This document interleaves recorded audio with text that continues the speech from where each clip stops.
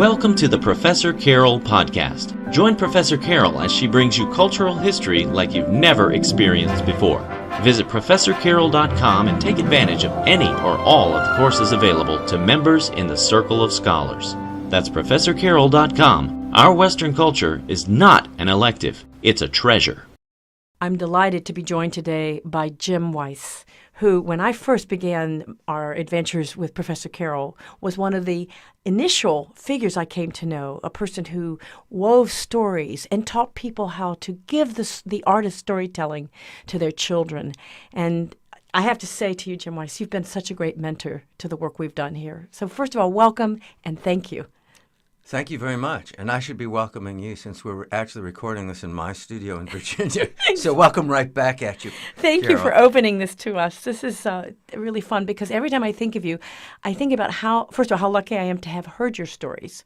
Because actually, the first time I did hear you was in a workshop where you were teaching parents how to tell a story. And you had started with a story. And I thought, wow, I need to know more about this. But also, I always have questions I wish I could ask you. And now's my chance, right? Go for it. That's what we're here for, and I'm just delighted to be part of this. And since you've been so nice, I should note the fact that I love your work, and I love the passion you bring to it too. And as I said to you earlier when we were talking before we actually began to record, I guess the two consistent threads through my whole life personally have been stories and music. So this is a fun session to be sharing with you. What's up? What do you want to know? Well, one thing, we were discussing some of this earlier as well. You and I know what storytelling means, and you and I know what we might be tempted to call, traditional, authentic experience with music, acoustical music that one makes, that one hears, mean. Mm-hmm. But we're living in a time where everything is digital and visual and instant. Yeah. So do you fear for the fate of the story, or how do you see storytelling in the here and now? Well, first of all, I think you're right about the nature of this being a very visual age in general. So one thing I want to say is that just setting aside everything else for a moment, it's very important for people to develop listening skills. And if there's always a picture attached to the story or whatever it may be, you don't. And one of the things that the brain researchers have determined in the last 10 or 15 years is they've been able to actually delve into the physiological changes happening in people's brains when they listen to music or listen to stories, is that you're talking about two entirely different parts of the brain. If I tell you a story and give you a visual image to go with it on a movie screen or a TV screen, computer screen, a stage, or versus if I tell you a story or read a story to you out loud, or you're reading it yourself, and you, in your imagination, are filling in the visual images. And each of those parts of the brain is involved with different kinds of creative thinking. And just the way you pump iron to build up your biceps, you have to pump brain. And so in a very visual age, it's important to do both. I'm not one of those people who says, go out and shoot your television set. That has a place too. But you want to do both. And later on, the person that is raised this way is going to be able to call on both of those parts of his or her brain, and the brain will be ready to go. So, first of all, I think it's important to be aware of that. Second, story is story. Now, it may come to us in different form. I think motion pictures are a great vehicle for story, but motion pictures also have that visual thing, and the great filmmakers will sometimes set aside dialogue to show something happening. I remember Buster Keaton wrote something about how he and Charlie Chaplin, who were great friends, the two great silent film comics, and they decided to have a contest to see which of them could make a film of a certain length with the fewest number of those little visual screens where they would show the dialogue or the narration. And Keaton said that his friend Charlie never forgave him because he beat him. He had one less screen on his film than Chaplin did. But these people were great visual artists. And actually, when Chaplin tried to make the switch over to spoken word, he wasn't as good at it. And because his way of telling a story was so visual. There's a wonderful story about Spencer Tracy and Katharine Hepburn, and I think Laurence Olivier and Vivien Leigh, and they were having dinner one night at one of their homes, and they were airing one of Chaplin's films that had spoken dialogue, and none of them liked it very much. When it was over, they said, gee, that was disappointing for this genius. And Tracy, who was so astute, said, wait a minute, we're going to watch it again. I'm turning off the sound. And they loved the movie. So Chaplin's way of telling the story was through movement. Mm-hmm. Mine is through words. You talk about people who tell stories or communicate through music and other arts, too. They're all important. I think that reading aloud or telling stories, if you're comfortable just telling them in your own words, is a very vital part of development. And what's interesting about story is, and this is another of the things the brain researchers have discovered, you not only learn stories, you learn how to learn. Because when you are learning stories without realizing it, you are learning how to differentiate between the main points and the supportive details in a story. You don't even know you're learning that, but you're learning it. And you then begin to apply that to other things that you're studying. I'm going on about this, but I hope that's okay. Well, no, you're the master storyteller. That's why I'm asking you this question. Years ago, we got a phone call from a school district in one of the poorest sections of the country. And the teachers called our office and said, we love your work. Some of us have seen you in person. The kids in our school district are all at or below the federal poverty level. A lot of their parents don't speak English. They're immigrants. Or they're not literate. They don't know how to read. These kids have never heard stories of the kinds that you tell, stories from history, stories from classic literature, and they don't know what they're missing. Mm-hmm. Could you come down for a whole week and just tell stories? So I said, I'd be honored. So I went into the situation knowing that these children did not know the same stories that, Carol, your listeners' children would know at the same ages. What I didn't count on was this. Halfway through the first assembly, I realized not only did these children not know the stories I was telling, they had no experience with stories, period. They hadn't been introduced to stories. So how could you tell that? What did you see or what did you feel? I can sense a lot visually, and in the energy of a room. It's part of being a performer for me.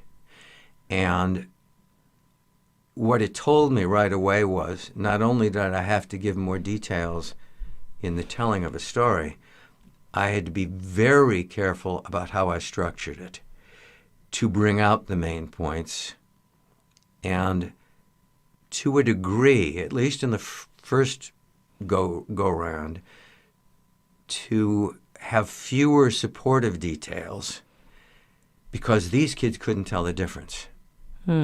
Which meant if you were a parent or a teacher, you could be with one of these kids all day long teaching them about a subject, not just a story, any subject, and they wouldn't know the main points from the details you might throw in just to add some texture or color or depth. They hadn't learned how to learn. Their brains weren't working that way altogether yet. And so I had fewer of those supporting details. I had to tell differently. Now, one of the differences between a great author or storyteller and an amateur or a beginner, and this is true of any art actually, is knowing not only what to put into the story, but what to leave out. And Hemingway always said he knew his novel was done when he had taken out everything he felt he could take out. And you know this about your composers, too. At the British Museum, they have some of Beethoven's manuscripts, which is mind-boggling. And you're looking at these things. You've seen those. They're a mess, yeah. Yeah, they are totally a mess because, well, first of all, he didn't have software, Today, we probably only see the finished piece. But in these paper manuscripts, you can see the stuff, the 40 different versions of da-da-da-da that he was trying. They also have Paul McCartney's manuscript of the song Yesterday, the Beatles song, and some of John Lennon's lyrics too. And you can see how they've scratched things out or tried 2 or 3 different alternatives. But that's part of the art. So the thing is that the amateur will leave in so many details that get in the way of the flow. And if you're fortunate, you will learn some things that are fairly simple stories, which is why folk tales and fairy tales, among other things, are important, because they tend to be kind of stripped down. And then you can go on to more complex things. That was a very long answer for a very short question. Oh, well, it was filled with richness. And I'm thinking now about, because again, thinking about families and the daily life and the busyness and how tired people get in the evenings and how busy our weekends are and on and on and on. If you think of a story as being unimportant, and we hope people don't, but seeing it as the strong cultural tie that it is between the generations throughout the line of history, stories may seem fragile on a moment-to-moment or dispensable or some kind of a frill or a luxury, but they're actually one of the strongest elements of cultural tradition. Is that a fair statement? The way that a family or an entire culture hands down the things it truly believes in are through our stories. And not the stuff we say we believe in, the stuff we truly believe in is reflected in our stories. And stories both reflect a culture and help to shape it also. I can think of examples, and you could too, of themes coming out in film or on TV or in books, and you begin to see a change in the perception of the public towards a particular subject that is kind of being worked out by the artists in the culture through their work. But there's more to it than that. We've been talking on a deep level, but the other piece of it, 2 pieces, I guess, are, number one, it's really fun to share stories.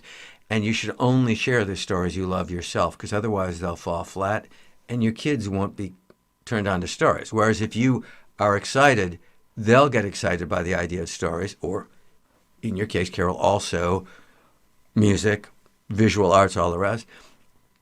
But the other piece of it is, if you share the stories you care about, people sense this, and they respond really well.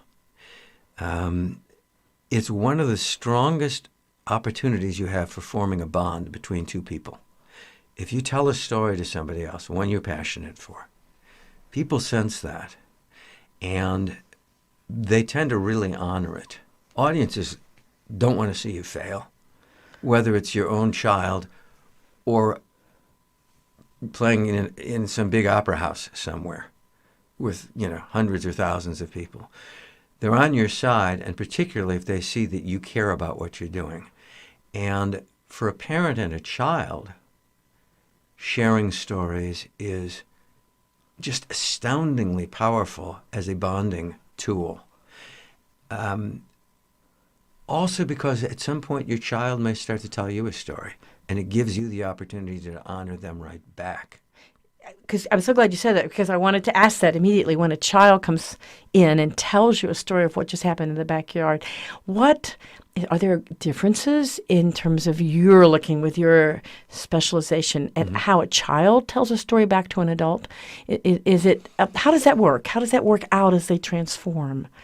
Well, first of all, most kids tend to be pretty natural at some sort of storytelling. We're all storytelling. If I say to you, gee, I know you read such and such a book. What's that about? You can watch somebody just drop right into storytelling mode, and they'll say, if they're not those kids I was just talking about a few minutes ago, if they've experienced story, there'll be a moment's pause, and they'll say, okay, well, it's a story about, and they'll tell you who the main character is, or characters might be. They'll set the time and the place if it's something different from this time and place. They'll tell you the challenges the person faces and how they deal with it, and the ending, which is actually, in a nutshell, what happens in a story. When kids are just learning to be comfortable with it, sometimes their idea of a story is, well, we went to the park and I played in the sandbox and I went on the swings, and it's just a linear recitation of these are the 6 things we did. There isn't a I'm facing challenges kind of a thing the way there is in the classical structure of a story. But you don't want to stop a child and say, no, this is how you should do it, honey, tell it like this. You just want to be encouraging somebody to feel she or he can come to you and tell you something like this. Eventually, they'll start to see it for themselves. Or you can make it more conscious when you're talking about one of your own stories, and it'll start to reflect back when they come next time to you to tell you stories. They'll start to follow a structure. But you never want to say, well, that was great, but... Just the way when you tell somebody, write me something, just for fun. You don't want to sit and correct the spelling or the punctuation. There is a time and a place for that, and those things are vital. But that's different from, can you tell me a story? And I think it was Sherwood Anderson who won, was it the Pulitzer or the Nobel, and who couldn't spell to save his life. And he used to say, before I'd send a book off to my publisher, my wife and my mother would take my manuscript and correct it. And here's this world-famous author, right? And he'd say, I could hear them in the other room laughing uproariously at my stupidity because I couldn't remember whether this usage of there was T-H-E-R-E or T-H-E-I-R or whether it should have been T-H-A-R-E. I had no idea.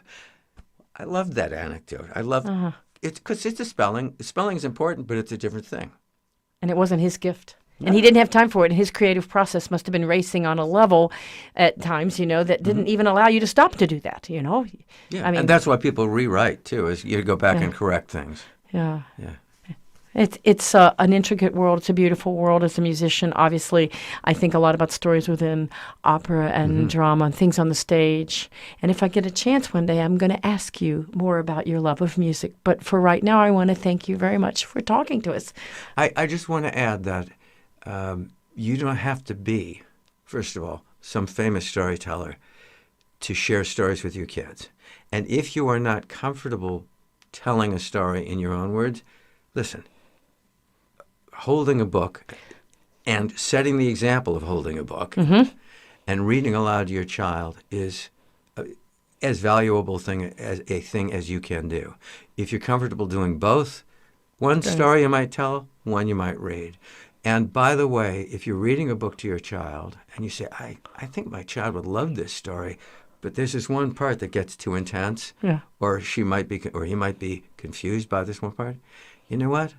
Give yourself permission to paraphrase that one page. Leave it out, right. Or either leave it out or tell it in a way that's not as scary or as violent or that clarifies the point in words your child can understand. You're not doing a disservice to the child. You're giving the child a story he might not otherwise get for another 5 or 6 years. When he rereads the book himself years later, fine, he'll get that. But for now, you're translating that material to your child's level.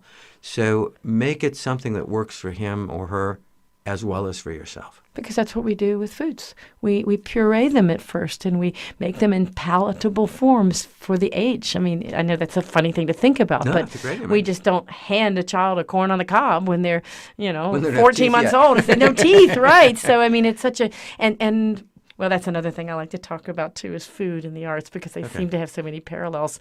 It's always wonderful to speak with you. Thank you. You're welcome, Carol. Thanks for asking me. Thank you for joining us for the Professor Carol podcast. Remember to visit ProfessorCarol.com. Along with classes, you'll find live webinars, on-location video updates, and more. All just for $15 a month. Join ProfessorCarol.com because our Western culture is not an elective.